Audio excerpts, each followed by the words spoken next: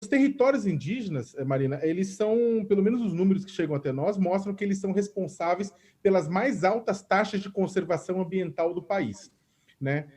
Ao mesmo tempo, é interessante porque a narrativa, os argumentos utilizados pelo governo Bolsonaro é de que esses territórios indígenas, eles querem se tornar, muitos deles, principalmente os maiores, querem se tornar países independentes, os indígenas querem montar seu território para depois ter independência, né? Para depois se transformar em seu país próprio. Como é que você avalia os discursos do governo Bolsonaro com relação aos direitos da população indígena aos seus territórios? O presidente Bolsonaro tem um discurso que é, ao mesmo tempo, preconceituoso, desinformado, violento contra os povos indígenas. Ele ganhou a eleição dizendo que não ia demarcar mais 1 centímetro de terra indígena. Veja que a cabeça do Bolsonaro é uma cabeça reacionária, totalmente alheio a tudo aquilo que é respeito à diversidade, a uma visão civilizatória de compreender a beleza dessa diversidade social e cultural que nós temos no nosso país. Ele faz um discurso de enfraquecimento da narrativa da proteção, do respeito aos povos indígenas, com todo esse trabalho que eles prestam para o Brasil, longe de ser uma ameaça à nossa soberania, eles são uma segurança à nossa soberania. Existem regiões do nosso país que a única forma de garantir a presença do Estado, a língua brasileira naquele lugar, é a presença dos povos indígenas. É só olhar o que acontece com os Axanincas, por exemplo, numa região de fronteira, onde uma parte que não é brasileira fala castelhano e a parte brasileira fala castelhano, se identificam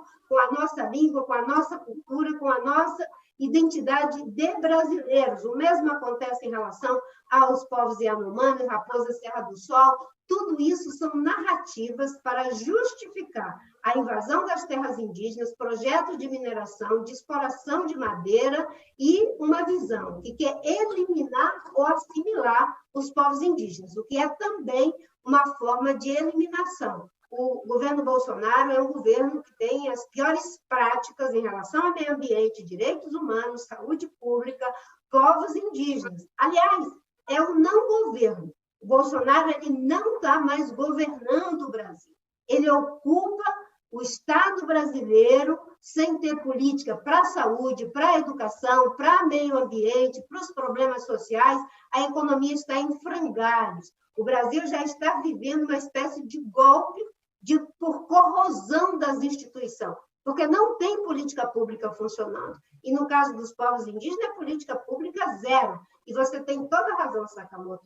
Nas áreas que temos, as terras indígenas, elas têm um alto índice de proteção em relação à biodiversidade, em relação aos recursos hídricos, e os serviços ambientais que são prestados por essas áreas, eles, inclusive, favorecem os agricultores.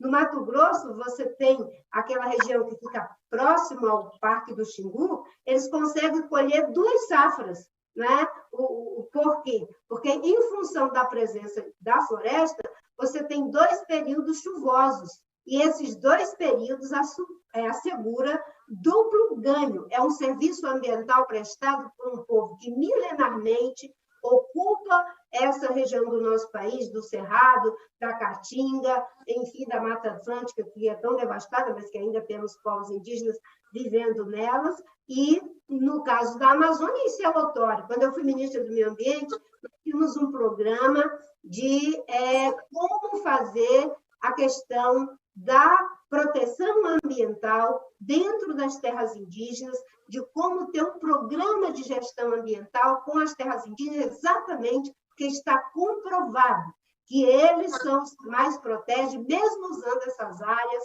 há milhares de anos.